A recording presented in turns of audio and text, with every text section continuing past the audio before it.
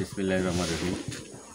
আমরা এখন অবস্থান করি গোলাপগঞ্জ থানার গোলাপগঞ্জ উপজেলার আমুরা ইউনিয়নের কদমরসুল গ্রামে।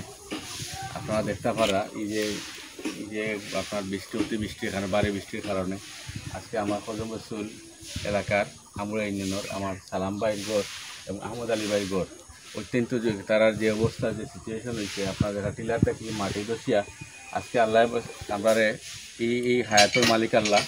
আজকে সালাম ভাইয়ের গড়ের যে অবস্থা আপনারা তো দেখতে পারা, গড় করিয়া কোনো চিহ্ন নাই।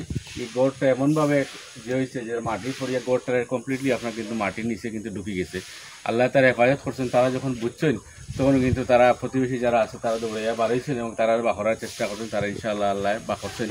তো আমি আপনাদের কিছু দৃষ্টি আকর্ষণ করি, আপনারা যারা দেখছেন বা যারা দেখবা এই লাইভটা, আপনারা যদি সদয়ভুক্ত করে প্রশাসন সহ বর্তমান গভর্নমেন্ট সহ অন্যান্য সংস্থা যারা আছে, আমরা আশা করি এই অসহায় পরিবারগুলার আপনার ঠান্ডা দিয়ে আপনার দাঁড়ানোর চেষ্টা করবা। আজকে দেখা তার গড় নাই এবং থাকারও কোনো ব্যবস্থা নেই এবং যা ডাল চাল পেঁয়াজ মরিচ যা আছিল সবগুলো কিন্তু মাটির তলে মিশে গেছে।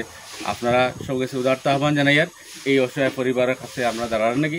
আর পরিশেষে যেটা হইতাম আপনারা যারা টিলার পাশাপাশি যারা আছেন আপনারা একটু নিরাপদ থাকার চেষ্টা করবা, কারণ যে কোনো সময় এরকম বড় দুর্ঘটনা ঘটিতে পারে।